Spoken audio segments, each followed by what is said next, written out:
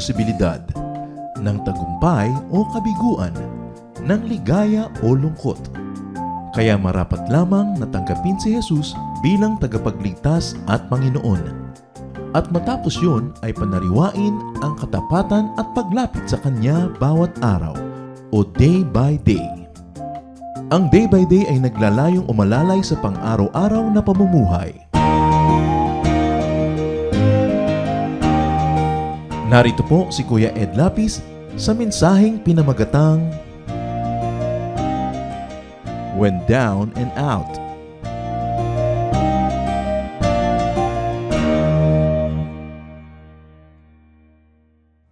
Mainam na itaas ang pangalan ng Panginoon, lalo pa nga ako ang mga tao ay may problema. Ang mga problema ay bahagi ng isang buhay na kumpleto at buhay na talagang makulay.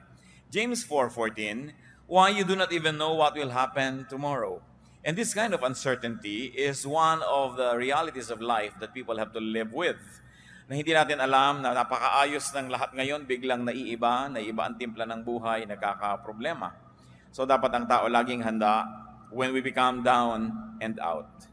Sabi nga nila, yung pagiging down and out, yung parang pinagtakluban ka ng langit at lupa, hindi ka uso, ikaw ang lagi ang may kasalanan o ikaw itong hindi productive, nangyayari sa buhay ng bawat isa sa atin. At dyan sa mga panahon na yan, nagiging napakahalaga ang pag-unawa natin sa salita ng Diyos at sa mga layunin ng Diyos sa ating buhay.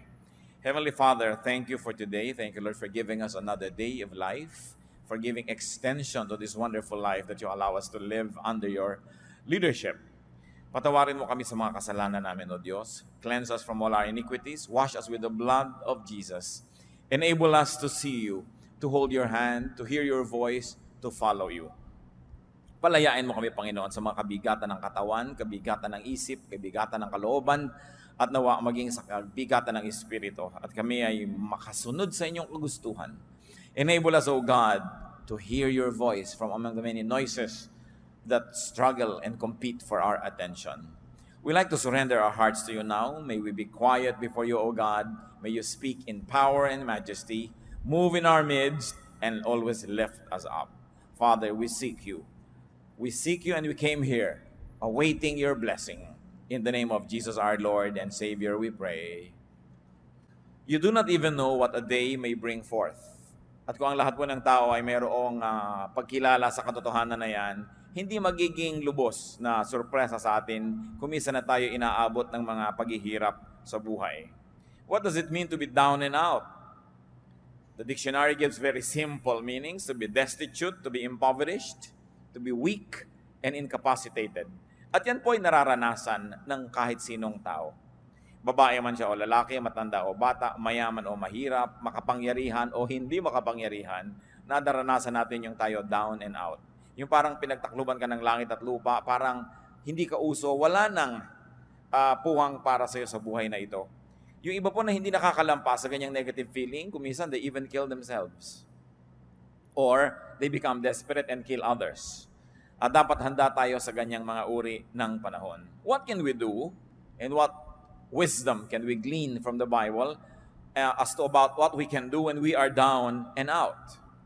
When you are down and out, acknowledge your situation. Accept your situation. Nothing can be changed without facing it first. Dapat tinatanggap. Yun po mga on denial, yun ang mga hindi nakakalutas ng kanilang mga suliranin. Yung ikinukuble nila yung katotohanan at pinipilit nilang ibahin sa kanilang pagkaunawa, yung malinaw naman dapat at kitang-kita nila na may problema. Psalm 42 verse 6, my soul is downcast within me. Isang uri ng pagtanggap ng aking espiritu ay nanlulugo-lugo. Sabi ko noon, ang aking espiritu ay nanghihina. Psalm 38, 6-8, I am bowed down and brought very low. All day long I go about mourning. My back is filled with searing pain. There is no health in my body. I am feeble and utterly crushed. I groan in anguish of heart. Napakalalim po at napakataas ng mga naabot ng emosyon ng Psalms. At kung atin pong nanamnamin yung mga damdamin na nandiyan sa mga tula na ito at mga awit na ito, ay hindi mahirap mag-identify sa mga kalagayan natin kung ito'y dumarating sa ating buhay. Kinikilala niya na sobra daw akong napayuko, sobra na ako naging na-humble, sobra na akong nakuba sa mga problema at sa mga hirap na dinadara. Proverbs 14:10 and 13, each heart knows its own bitterness. Even in laughter, the heart may ache, and joy may end in grief. Isang malungkot na katotohanan, subalit hindi kailangan sobrang maging malungkot dahil pwede namang maiba ang inuuwian ng ganitong mga kalagayan sa buhay. At ang tangi lang daw na yung may-ari ng puso, yung may katawan, yung may kalooban ng lubos na makakaunawa sa lalim ng kanyang mga kapighatian. Sa mga pait na kanyang dinaranas, walang pwedeng makishare nun. People can only approximate. So huwag po natin sinasabing, I understand. I know. We don't know how people feel. And we don't understand. Kuminsan yan ang pinakamadalas at pinakamadali na pagbaliwala sa pamamroblema ng isang tao. Naintindihan ko yan, lilipas din yan. Mga pananalita na hindi naman talaga nakaka-comfort. Na gusto mong sabihin, hindi mo alam ang sinasabi mo, hindi mo nadaranas ang dinaranas ko, kaya huwag mong baliwalain ang aking nadarama. Kuminsan sa kagustuhan po natin magbigay ng comfort sa kapwa, we end up trivializing their sorrow. Na minamaliit natin yung malaki sa kanila sa panahon na yon. Tanging yun lang daw may-ari ng puso ang nakakaunawa, nakakabatid ng hapdi, ng pait na nadarama nito. At kahit daw sa kabila ng ating mga halakhak, ikaw na may-ari ng puso, nalalaman mo na may lungkot kuminsan kasama yan. Merong mga pangamba. Na kuminsan nagsasaya ka lang, kaya ang mga tao naglalasing, kuminsan nagpa-party, kuminsan nagwawala, nagkakalat. They're trying very hard to be happy or to appear happy or to sound happy because they know that they are not. Kaya sabi niya, alam niya yan, even in laughter, the heart may ache. Meron talagang nadarama ang isang puso at may mga kabigatan. Baliwala na ito ay itanggi. Dapat tanggapin mo, malungkot ako ngayon. I feel down and out. I don't feel nice. I feel low. I have such low self-esteem. Or I am sad. I feel dejected and rejected and alone. Yung pagkilala po niyan, isang unang hakbang na para tayo makaahon sa ating kinalalagyan. Another thing we do when we are down and out, limit your load. Kahit po mga tulay, makikita natin sa highway, load limit, 15 tons. Sa maliliit na tulay, 10T, nakalagay yun. Ibig sabihin, 10 tons, 10,000 kilos ang kaya lang dalhin ng tulay na yon. Laging may load limit. Kung may dala kayong carry-on baggage, sinusukat-sukat pa yan o lampas ka na sa timbang dahil ito lang ang iyong limit. At ang puso po ng tao may hangganan ng kaya niyang dalhin na pighati. Respect your load limit. Huwag tayong magpaka-superman or superwoman when we are not. Huwag nating pagmukhaing magaan kung hirap na tayo. Kailangan na bawasan ang pinapasan ng tao. Lalo't ang pinapasan ay kasalanan, hindi mo na madala-dala, kailangan magbawas ng mga kasalanan para gumaan-gaan ang ating nararamdaman. Psalm 38 verse 4, my guilt has overwhelmed me like a burden too heavy to bear. Wala na yatang bibigat pa na dalahin kesa sa guilt. Yung inuusig ka ng iyong budhi, napakahirap dalhin yan. At kung nilalasing mo ang iyong sarili, nililibang mo ang iyong sarili para malimutan mo ikaw nagigilty, lalo lang yan bumibigat. At kung tayo po ay nasa isang uri ng ginagawa natin na lalong nagpapabigat ng kalagayan, what is important to do is to get out of the game. Kailangan nakikita natin, ano ba yung source ng aking sorrow? Ano yung source ng aking mga pagiging down and out? Kailangan magbawas ako nito. Tanggalin ko ito o tumakas ako mula sa ganitong mga kalagayan. Ecclesiastes 11:10, so then, banish anxiety from your heart and cast off the troubles of your body. So sabi, kailangang pilitin mong bunutin mula sa puso mo yung mga nakatarak na mga balaraw. Hindi yung ang lagi mo na lamang na idolo ay ang Mater Dolorosa, no, na mayroong 7 punyal na nakatarak sa kanyang puso. Tingnan mo naman ang facial expression. Di ba talagang nagkanda bigat-bigat na? Hindi dapat yun gayahin. Hindi dapat na napakarami mong pinapasan. May mga tao po kasi meron silang ganyan may messianic complex. They think that they are the saviors of the world. Papasanin nila ang daigdig. Pero merong kaya ang tao at merong hindi na kaya. Kung meron tayong activity na sobrang stress ang ibinibigay sa atin, stop. Have a break. Have a vacation from it. Kung meron tayong mga relasyon na talagang stressful, putulin, wakasan, o bigyan muna ng recess, bigyan ng break. Kailangan isara ang pinanggagalingan ng mga nagpapahirap. The Arabs have a saying, close the door that brings in the draft. Yun daw, pinto na pinapasukan ng ambon, ng hangin, ng ulan na isara. At bakit pinto? Kasi wala mga bintana ang bahay nila. No? Sa Arabian Peninsula, the architecture there, wala talaga mga windows. So ang isasara nila, pinto, sa atin, bintana. At tayo kasi may mga media agwa, bihira tayong tinatamaan ng ulan papasok sa bintana, di ba? Pero sa kanila, basta umulan kasi hindi kasama sa plano ng architecture nila, pasok agad sa bahay nila. So sabi nila, close the door that brings in the draft, even the wind that you don't like. Mga kapatid, kung sakasakali that you're feeling down and out, or you're about to feel down and out, i-identify nyo agad saan nagmumula itong feeling na ito. Sino ang nagdadala nito sa buhay ko? Anong activity ko ang pinagmumulan nito? At agad-agad ninyong itigil, isara, bitawan, pagpaalaman dahil hindi marapat na patuloy kayong magdala ng load hanggang mag-break. Marami mga nagbe-break eh. Kahit yung mga circuit breakers. May load lang dapat ang isang bahay na dinadala niya ng kuryente. Kaya tayo may fuse. Pag sobrang pumasok na kuryente, hindi kakayanin ng load, magtitrip ang fuse. Titigil sa pag-andar para i-protect yung bahay sa pagkakasunog. Ang katawan natin, may load yan ng pagod, kaya natutulog. Kaya itinutulog yan kasi sinasabi ng katawan mo, tapos na ang load mo, hanggang dyan ka na lang. Ano nangyayari po sa mga nagda-drugs? Kadalasan 3-4 na araw walang tulog. Kakaya nilang tumayo na walang tulog. Pero tingnan nyo, para sila mga naglalakad na kalansay. Kasi hindi talaga kaya ng katawan, artificial lang yung power. At lahat ng bagay na artificial, may bayad. May singil.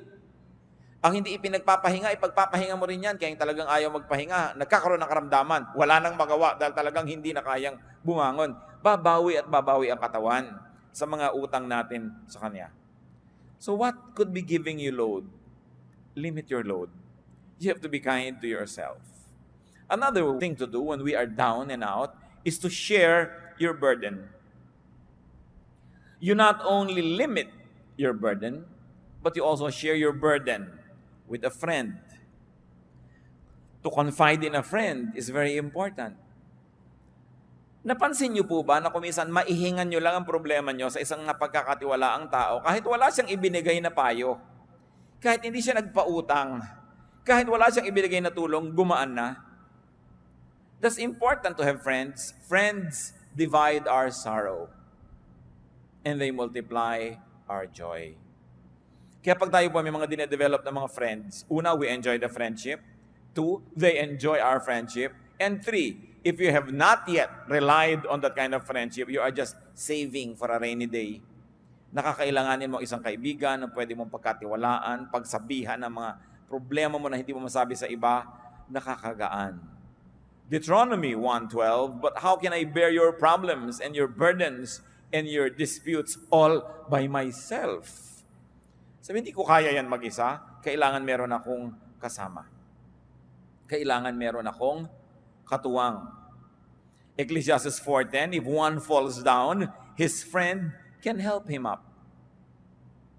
Kung wala kang ginawa kundi magyabang sa iyong kaibigan, magpa-impress, magpasikat, paano mong aaminin sa kanya ang iyong mga suliranin? Paano ka magpapatulong sa mga kabigatan? Kaya kailangan meron ka man lang 1 o 2 tao sa mundo na hindi mo ini-impress.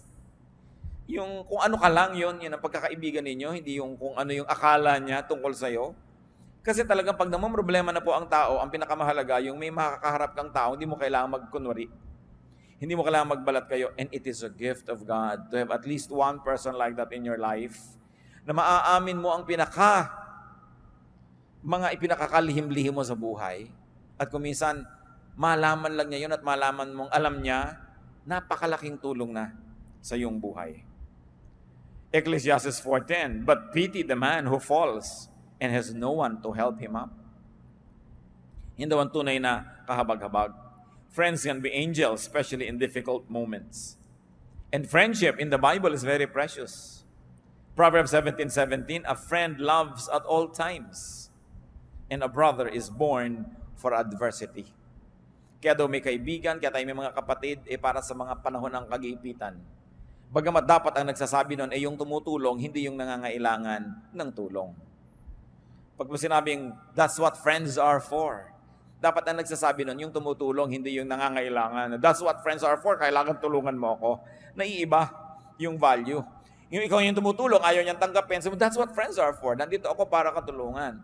Ang nagsasabi niyan po yung tumutulong. No? Hindi natin inuobliga ang mga kaibigan nating that's what friends are for. Therefore, ay momolestyahin kita. But a friend loves at all times. At kung minsan, ito po ang pinaghihinanakit ng mga tinatawag nating non-Christians, mga unchurched, mga hindi born again, sa mga kaibigan nila na born again. Na nagkaroon na ng kondisyon ng pakikipagkaibigan. Hindi na kita kaibigan kung idolatros ka. Hindi na kita kaibigan kung ang baptismo ay ganito lang, hindi katulad ng baptism ko. Hindi na kita kaibigan pag ganito ang doctrinal stand mo sa ganyang bagay, sa ganong bagay. Nagkaroon ng patakaran ng pakikipagkaibigan. Samantalang sa Bible mismo sinasabi, a friend loves at all times. At kung nangangailangan po tayo ng modelo, hindi ba sapat pa at lampas-lampas pa ang Panginoong Hesus na modelo? That while we were yet sinners, He loved us. So why can't born-again Christians love people who don't share their convictions? Why can't born-again Christians not love people who don't share their religious color?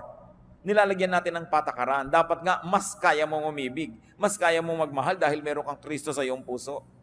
Pero yung iba, kumikitid talaga ang isip. Akala lang ibig sabihin na maging born-again Christian, Bible-based Christian, evangelical Christian, maging judgmental. Na pagka hindi ka nakakaabot sa aking mga pamantayan na pang-religyoso, hindi ako makikipagmabutihan sa iyo. I will treat you like a pagan, like an outsider. Nababaligtad. Dapat ang Kristiyano, mas kaya nating umibig ng walang patakaran. Sapagkat yun ang pag-ibig ni Jesus sa atin. At yun ang pag-ibig na minodelo ni Jesus na dapat tularan ng lahat ng nananalig sa Kanya. Proverbs 27 verse 10, better a neighbor nearby than a brother far away. Aanin mo nga naman ang kapatid mo na talagang mamamatay para sa iyo, pero ang layo. So maraming panahon daw, higit lalong mabuti ang isang kaibigan ng isang kapitbahay na malapit kaysa isang kapatid sa laman na malayo naman. At sabi pa nga ng Proverbs 18:24, there is a friend who sticks closer than a brother. May mga kaibigang higit pa sa kapatid kung magmahal. At yun ang mga kailangan natin Bihirang-bihira na iiwan ka ng kaibigan mo Mas marami pa ngayon iniwan ng asawa kaysa iniwan ng kaibigan. Kaya hindi ibig sabihin na kayo nag-aasawa na wala na kayong kaibigan. Although your asawa should be your best friend, no? Pero kailangan may kinukultivate ka rin ng ibang friendships. Kasi pag nagka-problema ka ngayon sa asawa mo, kanino ka na ngayon sasandal? Kanino ka na ngayon tatakbo? Kanino ka nahihingi ng tulong? Kailangan ang tao hindi nagsasara ng mga pinto niya sa mga mahahalaga niyang relasyon, lalo ang pakikipagkaibigan. Pero, at ito'y napakalaking pero, yung mga dati niyong kaibigan, no? Hindi niyo na dapat ipagpatuloy ang pakikipagkaibigan kung may asawa na kayo. At yung mga dating mga kaibigan, hindi na kayo dapat umaaten sa kasalan ng mga kaibigan ninyo na magpapakasal. Kasi day nila yun nang aagaw ka pa kuminsan ng eksena ng bride o ng groom dahil ipinaggigiitan mong yung sarili. Kasal nila, nandun ka. Nakaka-offend. At may mga nakita na akong ganyan. Kasal lang may kasal, nandun pumupuesto pa at nangaagaw pa ng eksena. Alam ng lahat na may kahapon sila na pinagsaluhan nung isa doon sa ikakasal. Tapos andun pa siya at gusto pang makisalo habang buhay. No? Kailangan lumalaki tayo sa lugar. But friends without the romantic connection must be maintained and kept. And they can give us balance also. So, make, have, and keep friends. Kung maglalagay tayo ng therefore, sa mga pinag-uusapan natin, kailangan ng tao talaga may mga kaibigan. Mapalad yung mga tao na yung kalagayan nila sa buhay ay mas madaling makipagkaibigan. Kasi meron pong mga kalagayan na hindi ganun kadali na makipagkaibigan. Hinihingi ng inyong kuminsan ng mga tungkulin na maging mailap kayo ng konti sa mga tao dahil may pinangangalagaan kayo na integridad ng inyong mga tungkulin. Pero mas higit na mapalad yung mga hindi kailangan gawin yon sapagkat mas madali sa kanila ang makipagkaibigan. What else should we do when we're down and out? Get and receive help, which is what we have been talking about anyway. Kailangan ang tao tumatanggap ng tulong. Paminsan-minsan, hindi yan masama. Ang masama lang kung wala na tayong ginawa kundi sumandal, maging pabigat sa kapwa natin. Pero there are moments Job 16:20, my intercessor is my friend as my eyes pour out tears to God. So kung sino ang nag-i-intercede for us, those who are praying for us, those who are standing between us and other people, our intercessors, they are friends. So how can we develop friendships? Help others when able. Isaiah 41:6, each helps the other and says to his brother, be strong. Napakahalaga nung nagtutulungan at nagpapalakasan at pinapalakas mo ang iyong kapwa. Plant and therefore harvest good seeds. Habang gumagawa po tayo ng mabuti sa ating kapwa, dapat lang nating itanim sa ating isip na gumagawa tayo ng mabuti. Period. Pero alam din natin na ang Biblia rin ang nagsasabi na ang mga paggagawa ng mabuti ay meron ding kakambal na pag-aani. Pero ang napakasarap po na isa-isip habang gumagawa tayo ng mabuti sa ating kapwa, ipag-pray natin, Lord, ito pong tinutulungan ko, nawa kahit kailan, hindi ko kailanganin ang tulong niya. Hindi dahil mayabang tayo, kundi sabi natin, Lord, i-bless niyo po ako na lagi na lang akong tumulong ng tumulong sa kapwa. Magbigay ng magbigay. Kahit hindi na dumating pa yung panahon na ako ang sisingil, ako ang nangangailangan dahil total, lagi mo naman akong binibless. Hindi masamang prayer. Kasi na-check din ang ating mga intention. Kasi kung minsan, tulong tayo ng tulong, yung pala dahil natutulungan din ito ko later, investment lang. Napakaganda nung tumutulong ka lang dahil gusto mo lang tumulong. Pero kahit pa nga, hindi ganun kalinis lagi ang iyong kalooban, ang sinasabi sa Bible, pag may itinatanim, may inaani ang tao. So just always consider it. When you're doing good, you're just planting and planting and planting. If you are not able to harvest from the same person, the God of the Bible who says, what you sow, you will reap, will see to it that you will reap it from somewhere else, from someone else, basta darating at darating aani ng itinatanim. Kaya napakainan po mga kapatid na gawing policy natin sa buhay. Kung tayo'y matibay, at anong ibig sabihin ng matibay? Yung hindi tutumba ka na, matibay ka lang, nakatayo ka, humanap ka lagi ng matutulungan. Magtanim ka ng mabuti. Sapagkat sa paggawa natin ng mabuti sa ating kapwa, una, ikinalulugod ng Diyos. At kung nalulugod sa iyo ang Diyos, paano ka naman malulugi? Number 2, nalulugod din sa iyo ang iyong kapwa. At generally speaking, ang mga tao naman ay marunong tumanaw at makaalala kung sakaling ikaw naman ang mangailangan. No? Bihira naman yung talagang lumilimot eh. So, meron ka rin dyan ng mga benefit. At pangatlo, tuwing tumutulong tayo sa kapwa, lumalakas tayo. There is something miraculous about helping people, that when you keep on helping people, you become stronger and stronger and stronger. So that when the same storm happens to strike you, you are now well-equipped, not only to survive, but also to prevail. So plant good deeds. Galatians 6:7, a man reaps what he sows. Kung ano itinatanim ng tao, inaani.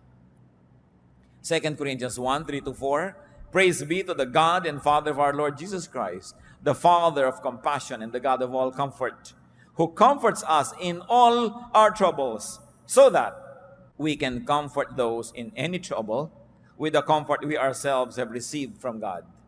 Parang masyadong verbose, pero ang ibig lang sabihin, pag nagko-comfort ka ng iba, pag ikaw naman ang nangailangan, you will also be comforted.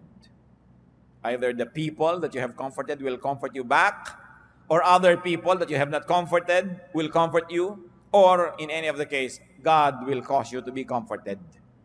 Walang pagbibigay ginhawa sa kapwang nagigipit, walang pagbibigay tulong ang hindi sinusuklian ng langit ng gantimpala.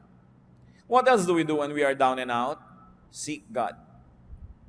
Madalas, yun lang pala ang dapat gawin kasi nagiging paalala ng kalangitan sa taong nakakalimot yung mga kanyang pagiging down and out. Sometimes feelings of inadequacy and failure, even ill health, danger, are just reminders from God that we are forgetting Him.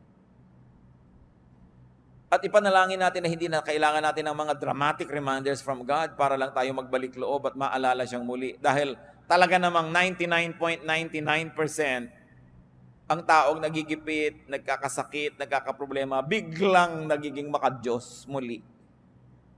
Biglang-biglang nagiging relihiyoso na naman.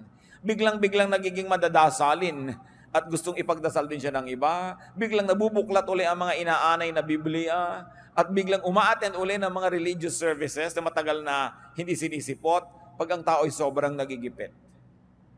Kaya yung pagiging gipit din po mga kapatid, kung ang nagiging bunga ay nagbabalik loob tayo sa Diyos, yan man ay pagpapala. Pero ipanalangin natin, huwag na tayong dumating sa ganon, na talagang inilugmo ka, pinaluhod, binugbog para lang duguan kang bumalik sa paanan ng Diyos. Dahil talaga ang tao, pagka wala nang maipagyabang, yun na lang ang huling gagawin magbalik loob. Humingi ng tawad at humingi ng habag. Napakasarap yung ang ganda-ganda ng buhay mo, ang ginahawa, tapos ang lapit-lapit mo pa sa Diyos. Yung hindi ka na kailangan magkaroon ng mga panganib at hirap para lang lumapit muli sa Diyos.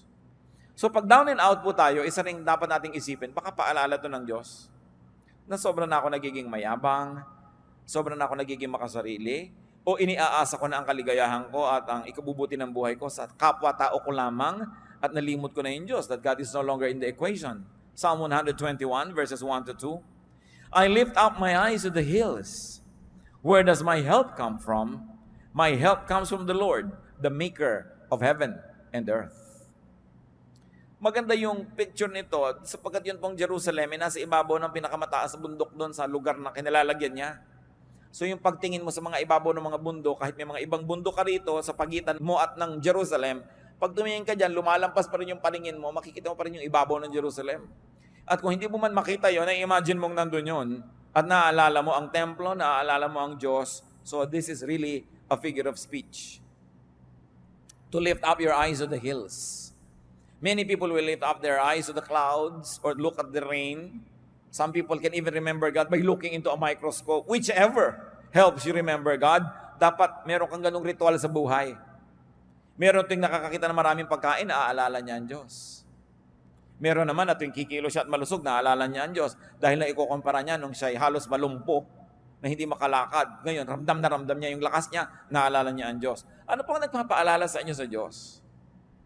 So this writer of the song says, I lift my eyes to the hills. What do you do?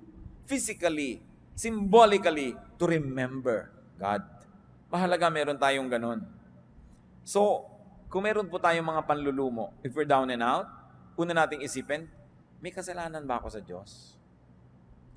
Meron ba akong dapat isuko? Meron ba akong dapat na ayusin? And repent if needed. Repentance lang palang kailangan. Pagbabalik loob lang sa Diyos, tapos bumalik na uli ang kanyang kalusugan, bumalik na uli ang kanyang kasiyahan. At kung hindi man bumalik yung kalusugan, hindi man bumalik yung kasiyahan o kayamanan, yung nagbalik loob ka sa Diyos, by itself is a prize. Hindi mo sasabing, Lord, nagbalik loob na ako sa inyo, o nasa na yung ginhawa, nasa na yung premyo, nasa na yung kayamanan. Sapagkat yung pagbabalik loob lang sa Diyos, mismo yun na ay isang gantimpala. Pero kadalasan may dagdag pa yun Kasi tayong mga tao, laging gusto nating may dagdag. Tuwing bumibili ka, laging gusto mong may dagdag. So dinadagdagan ng Diyos na nagbalik loob ka na by itself is a blessing. May mga kasama pa yan. Usually, nare-restore yung health, nare-restore yung negosyo mo, nagkakaroon ng kaayusan na inyong buhay, nakakakita ka ng mga nasusukat, nararamdaman na mga patotoo na ang Diyos ay nalulugod sa iyo.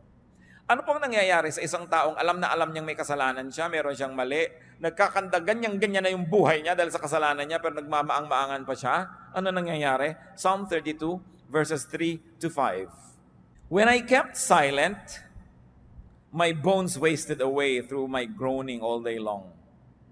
For day and night your hand was heavy upon me. My strength was sapped as in the heat of summer.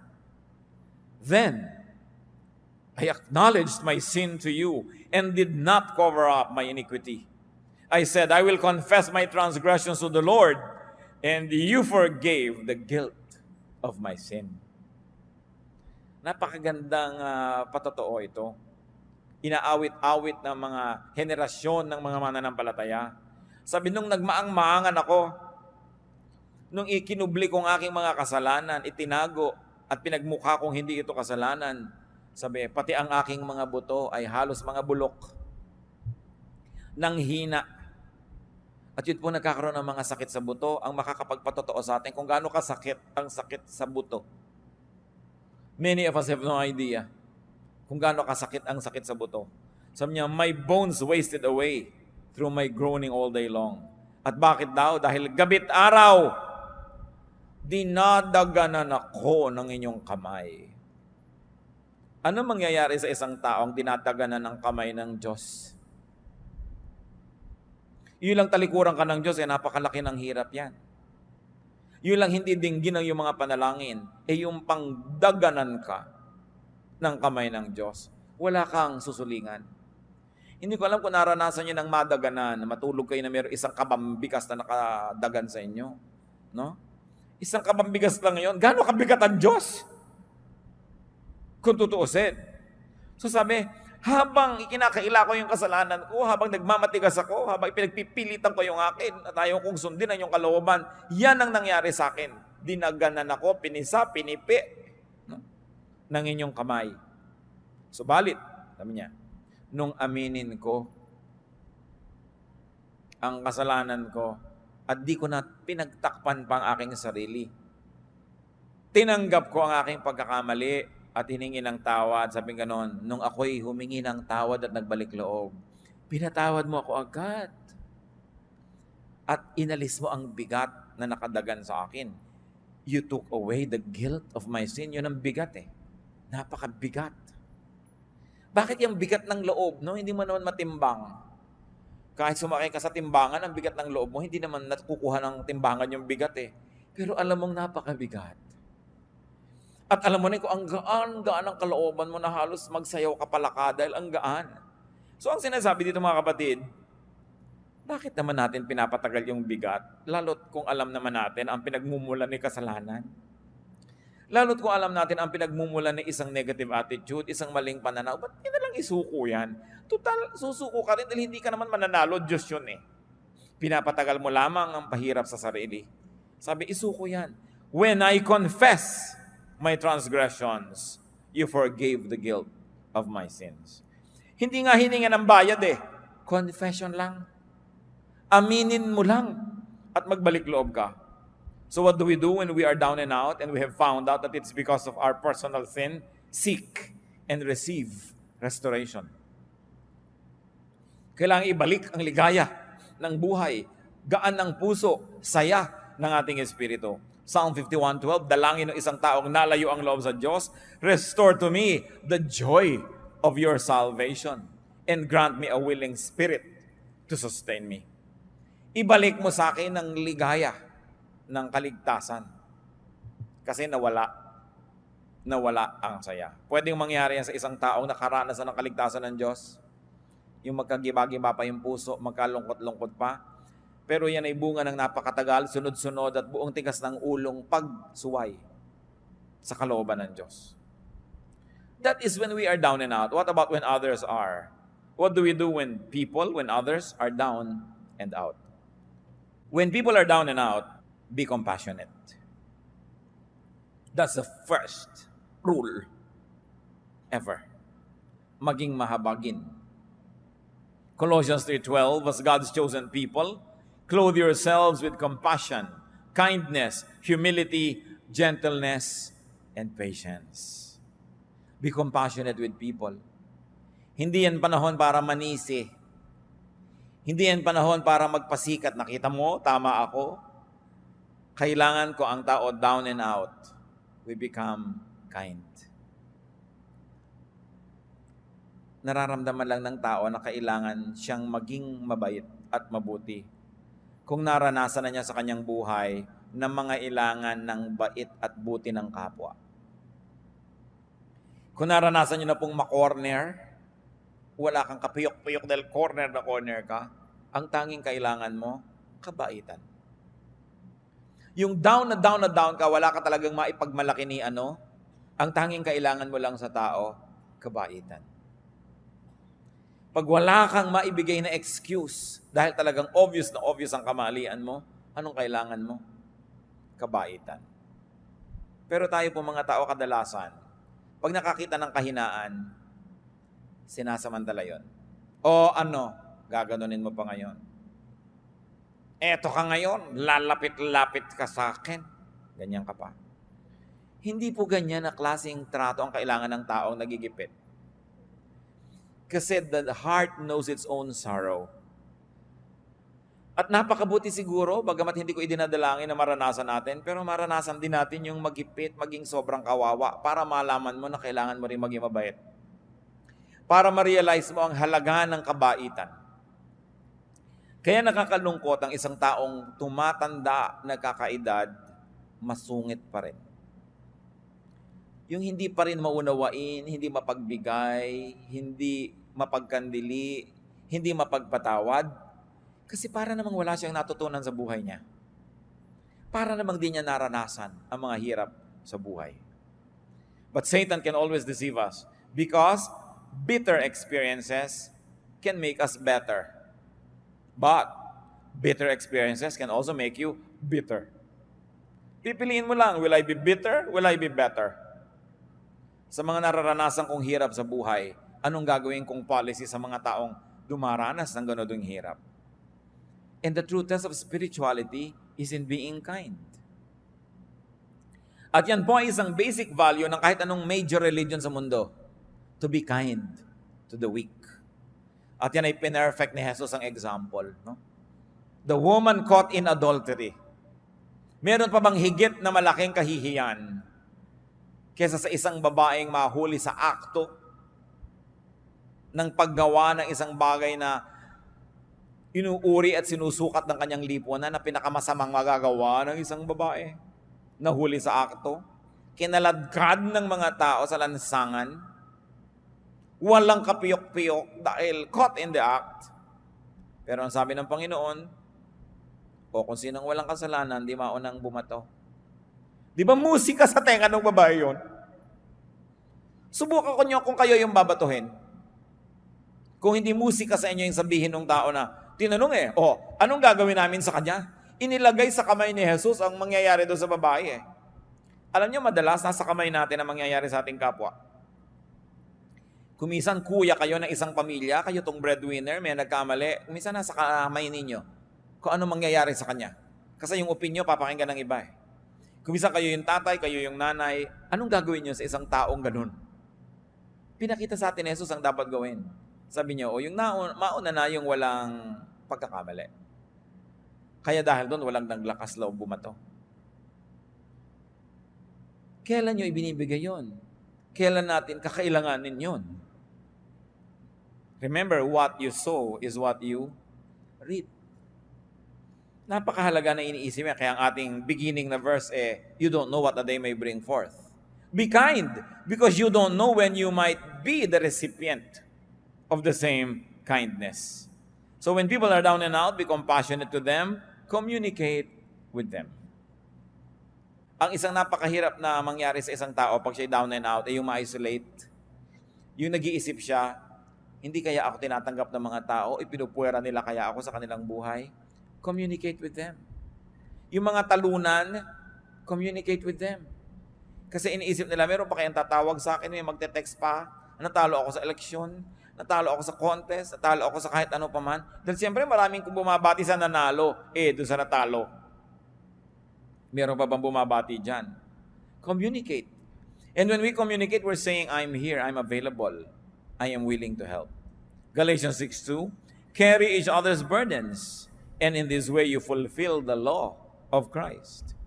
So be kind-hearted, be gentle.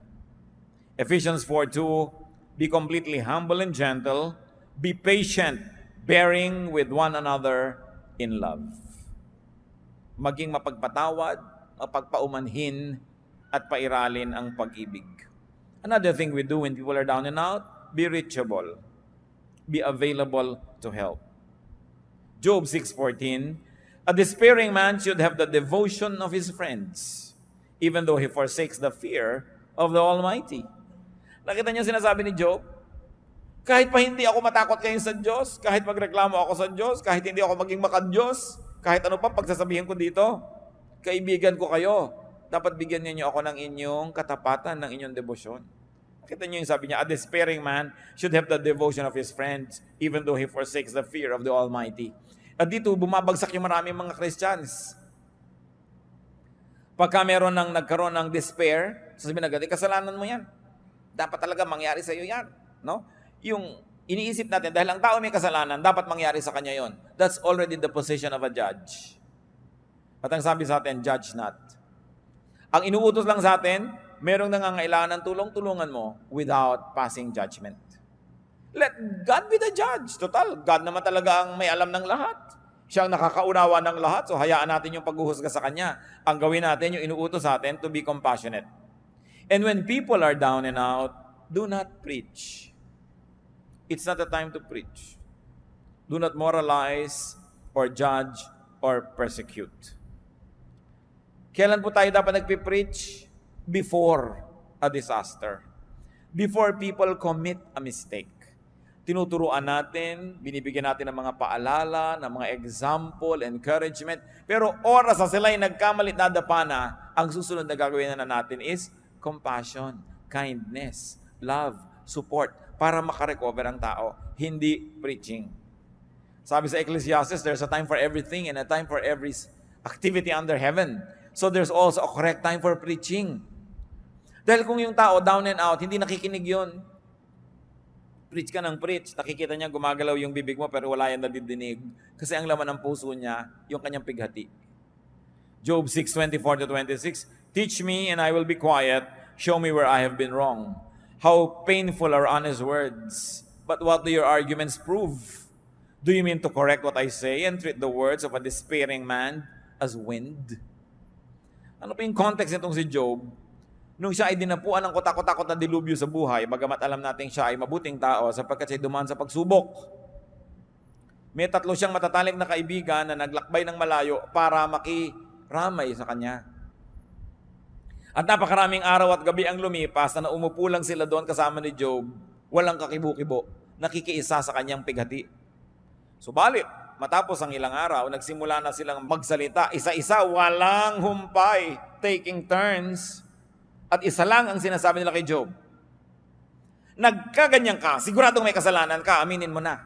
Yun lang ang sinabi nila, pagkahaba-habang poetry, basahin mo, ang daming mga stanzas, pero yun lang, hindi pwedeng magkaganyan ka kung righteous ka. Siguradong may mali ka. Anong malay nila? Alam na alam natin because the Bible writers tell us that Job went through a trial. Anong malay mo kung isang tao very righteous pala and going through a trial? Ba't mo i-judge? Kaya sabi nitong si Job, napakasakit na inyong mga salita. Ano ba ang gusto niyong gawin ngayon? Ituwid niyo lahat ng mga sinasabi ko at baliwalain niyo ang lahat ng aking mga pangangatwiran. Ang ipinagpipilitan ninyo, dapat mangyari sa akin to dahil meron akong kamalian. At marami po ko alam mga kapatid, mga Christian na naman, pupunta sa may sakit na malubha. Kawawa ka naman sister, ito ang pinya, o ito ang ganito, ito ang ganyan. Mamaya, sister, baka naman may dapat kang i-confess. Wala. Bakit ka nakaganyan? Kung hindi ka may kasalanan. Mamaya talaga inuusig-usig na niya yung nakahiga doon. Mabuti pa, di na lang siya dumalaw. Kasi, kung totoong may kasalanan yung tao, hindi na siya kailangan paalalahanan. Alam na niya yon. At kung kayo may sugat, gusto niyo bang dinudot-dot po? Ay, may sugat ka. Ito yung sugat mo. Diin mo pang ganun. Hindi mo kailangan yun. Sensitive ka na nga. Ang kailangan mo ay kabaitan ng tao. At hindi ko man naging mabait sa'yo, ay magpapalusot ka na sa Diyos. Lalo ka nga nagigilty kung mabait yung kaharap mo, di ba? Kung hindi ka inuusig, mas nagiging defensive ka nga kung usig siya ng usig. Siyempre, offensive siya, defensive ka. Pero kung walang offense, there'll be no need to be defensive. And people can be more open to the ministration of the truth. So, if people are down and out, it's not a time to preach. Mga kapatid, kung magpipreach kayo sa isang taong nagkamali na, ibig sabihin, hindi kayo nag-preach bago siya nagkamali. Ibig sabihin, marami kang pinalampas sa pagkakataon, doon ka dapat nagturo, doon ka nagbigay ng patotoo, doon ka nagbigay ng example. Pinalampas mo, tapos ganyan ka pa magtuturo kung kailan nagkamali na. It's not a time for that. Although, I believe that there's a time for another preaching. There is a time for another reminder, but not during the moment of crisis. Because the person will not be mentally and emotionally receptive to you. What else do you do when people are down and out? Be discreet. Be silent. And be tasteful in helping others. Lalo yung mga counselors, you must never talk about your counselees. Except, of course, in a clinical record, because some groups, churches, have clinical records of counseling. It's also one way to monitor what kind of counsel the people get. It's a way to monitor what kind of counseling the counselors dispense. So some records are kept. but identities are kept secret. Kailangan discreet ang tao. You don't drop names that you help. Matthew 6:3-4, but when you give to the needy, do not let your left hand know what your right hand is doing, so that your giving may be in secret. Then your Father who sees what is done in secret will reward you. And that goes for giving advice, for giving help. Hindi na natin ipinamamalita ang ganyang mga bagay.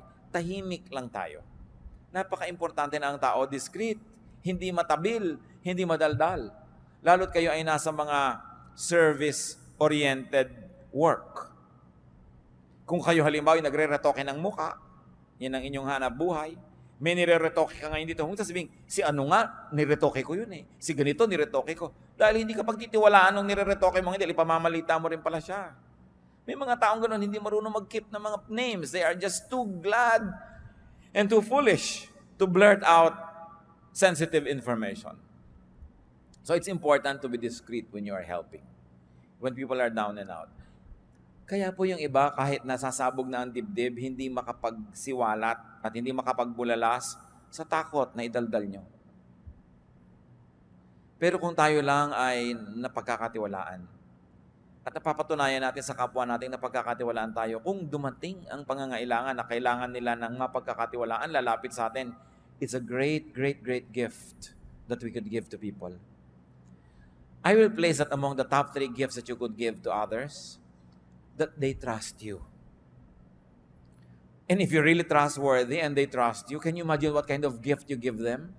You assure them that they can trust you and they can share things with you. Anong luwag ang maibibigay natin sa tao? Anong uri ng ginhawa ang maibibigay natin kung tayo ay napagkakatiwalaan? And of course, what else do you do when others are down and out? Of course, pray for the person in need. James 5:16, therefore confess your sins to each other and pray for each other so that you may be healed. The prayer of a righteous man is powerful and effective. So ipanalangin ang mga tao who are down and out. Avoid talking about them. Napakadaling matukso na pag-usapan ang mga hirap at ang mga crisis ng kapwa. Pero dapat ipanalangin kaysa pag-usapan. Helping and being helped are parts of life. Kailangan tayo ay humble enough to acknowledge that we need help and kind enough to extend it. Be humble when down and out. Yung iba naman down and out na mayabang pa. Hindi tuloy tulungan ng kapwa. Gusto pa ng kapwa tuloy makita, lalo pa siya magkabuwal-buwal para maging humble. So be humble when down and out. Be humble when not down and out. In fact, be humble when strong, because you don't know what a day may bring forth. Life is a mist. Life situation can change in an instant. Proverbs 27:1, do not boast about tomorrow, for you do not know what a day may bring forth. Ano ang magandang pamantayan kung paano tayo makikitungo sa mga down and out? Simple lang mga kapatid, kung paano nyo kayo gustong pakitunguhan kung kayo ang down and out. Ganun lang. Paano nyo itatrato yung mga anak ng kapwa nyo na nagkamali? Simple. Paano nyo gustong itrato ng ibang anak nyo? Kung yung anak nyo ang nagkamali. Paano nyo itatrato yung mga nadapa? Simple. Kung paano nyo gustong maitrato kung kayo yung madapa. Be kind and gentle. Be ready to help and be willing to be helped. Aming Diyos, salamat sapagkat kayo yung Diyos na nagtuturo ng mga maraming mga practical na bagay sa buhay. Na bagamat ang buhay na ito ay maaring mapuno ng mga hirap, mga pagsubok, pasanin, hindi naman nawawala ng tulong na available from you and from your teachings. Turuan niyo kami, Panginoon, na maging mabait sa aming kapwa, maging sa aming sarili. Magbawas kami, Panginoon, na nagpapabigat sa aming buhay. Turuan mo kami ngayon, Panginoon. Yumuko tayo sa presensya ng Diyos. I like to pray. I am moved by the Spirit to pray. Nais ko ipag-pray ngayon ang mga kapatid natin sa ating pagbubulay-bulay at pag-iisip, lalong naging malinaw sa inyo na meron kayong mga pabigat sa buhay na kayo rin naman na may kagagawan. O kung di man kayo ang diretsahang may kagagawan, pinapayagan nyo kasi kaya kayo nabibigatan. pero ngayon gusto nyo na gumaan ang inyong dala. Kung ngayon nagpapasya kayo, natitigilan nyo na ang paglalagay sa sarili nyong likod ng mga pabigat, o kaya di na kayo papayag na pabigatan pa kayo ng mga iba o ng mga sitwasyon. I like to pray for you. We'll ask God for strength and we will ask for God's help that you may be able to do the right thing to do to limit your load. Kung kayo ito, na sinasabi niya, ako'y may kagagawan kung ba't marami rin ako mga dalahin, pero ngayon gusto kong gumawa ng commitment na gagawin ko na kung ano ang magagawa para mawala ang pabigat na ito. You want to make that commitment, we'll ask for strength. We're going to pray. Salamat sa Diyos dahil kumikilo siya sa ating mga puso. Para ano pa dinig mo ang salita ng Diyos kung dala mo na naman ang dala mo mga pabigat, parang walang narinig. Parang hindi tinablan ng salita ng Diyos. Hindi nakakahiyang sabihin sa Diyos na, Diyos ko, responsible din ako kaya marami kong dala. So ngayon sabihin ko, Lord, with your help, titigilan ko na. Ayoko nang payagan ang ganito mga bagay. Hindi na ako lilikha ng sarili kong mga pabigat o kaya pipigilan ko na ang pagpapabigat sa akin na gawa ng iba. Heavenly Father, muwa po kayo, Panginoon, na isang himala. Bigyan nyo ng kakayahan ang mga anak mo na gawin ang dapat gawin. Kung sila ang may kagagawa ng sarili nilang mga kabigatan, turuan mo ng gagawin para matigilan ito, O Diyos. Lalong-lalo kung alam na naman ang dapat gawin, ang ibigay nyo, Panginoon, isang matibay na pasya na itigil ang mali at gawin ang tama para mawala ang mga pabigat na sila mismo naglalagay. At kung sa pagtayo ng iyong mga anak, meron namang ang kabigatan galing sa iba, pero pinapayagan nila. Ang kahulugan ng pagtayong ito, Panginoon, na ayaw na nilang payagan ito, they will say no. Kailangan ng paninindigan, ibigay mo, O Diyos, ang tibay ng loob, tapang at lakas na tumanggi sa impluwensya ng ibang tao, sa impluwensya ng masasamang espiritu, sa impluwensya ng mga kalagayan na labas sa kanilang katawan at labas sa kanilang kapangyarihan. But to resist, you have said it, O God, resist the devil and he will flee from you. By standing up, many of your children would like to resist the work of the devil in their lives. O Lord, give us the wisdom to know specific steps, what to do and what not to do, para huwag payagan ang patuloy na pagpapabigat sa buhay na galing sa labas. Ang pagtayong ito, Panginoon, napakasimpleng gawin ng isang katawan, subalit isang sagisag ng pagkilalang kailangan ng iyong kapangyarihan. Igawad mo, O Diyos, ang kapangyarihan, karunungan, kaliwanagan na kailangan ng iyong mga anak para mapagaan ng mga buhay mula sa mga sariling kagagawan o kagagawan ng iba. Tanggapin niyo ang hinihiling niyo sa Diyos na kalakasan at patuloy tayong yumuko sa presensya ng Diyos. Pray in silence and may the Spirit of God minister to each one of us.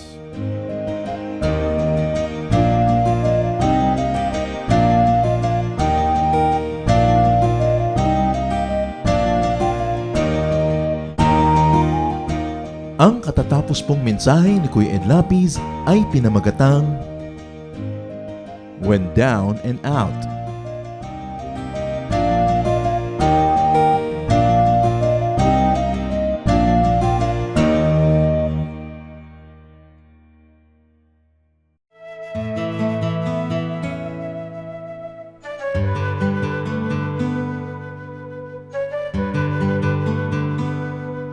Ano ang kahulugan ng salitang Ginoo? Ang salitang Ginoo, hindi yan equivalent ng Mister lamang. Kasi yung Ginoo, nagmumula sa salitang Magginoo. At nung sinaunang panahon sa Pilipinas, yung mga Magginoo, yan yung mga nobles. No? Ibig sabihin, a male person with nobility of spirit.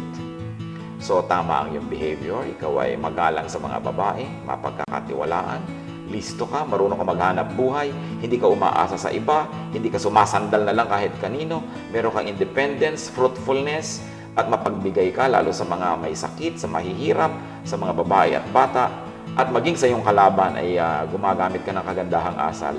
Yun ang kahulugan ng Maginoo. Kaya napakasarap na matawag kang Ginoo.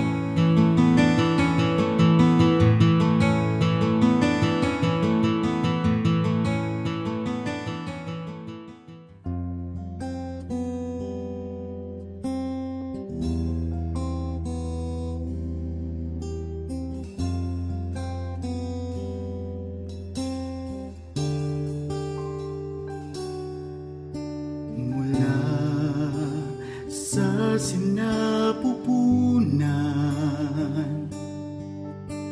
Ako'y iyong kilala. Wala na ngang iba, sa inyo'y hihigit pa. Panginoon, tapat dakila ka. Kayo lang ang pupurihin at siyang tatanghalin, pagkat kay buti-buti niyo sa akin. Ang pag-ibig na sadyang kay ganda, mga pangako niyo'y gabay sa aking daan. Walang makapapantay sa anak ninyong alay.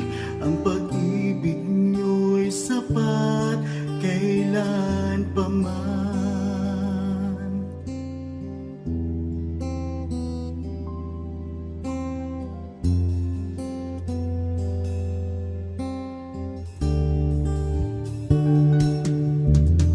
Tinawag niyo akong kaibigan, kahit na ako ay pariwara. Sagat sa labis ang inyong pagmamahal, sa tupang sa kawan na nawala. Kung aking bibilangin bawat butil ng buhangin, ang habag niyo'y ganon karami rin. Ang pag-ibig na sadyang kay ganda, mga pangako niyo'y gabay sa aking daan. Walang makapapantay sa anak na inyong alay. Ang pag-ibig niyo'y sapat kailan pa man. Paano ba masusukat taas, lalim, layo't lawak ng pag-ibig niyong sadyang walang hanggan, walang hanggan. Ang pag-ibig na sadyang kay ganda, mga pangako niyo'y gabay sa aking daan. Walang makapapantay sa anak na inyong alay. Ang pag-ibig niyo'y sapat kailan pa man. Ang pag-ibig niyo'y sapat kailan pa man. Ang pag-ibig niyo'y sapat kailanman.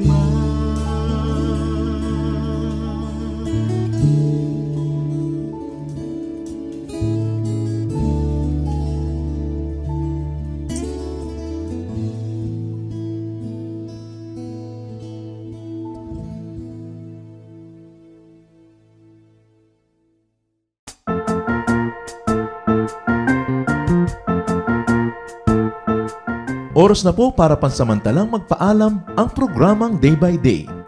Tayo po'y magsama-sama tuwing ika-6 hanggang ika-7 ng umaga, araw-araw. Magandang umaga po at mabuhay ang Panginoong Hesus!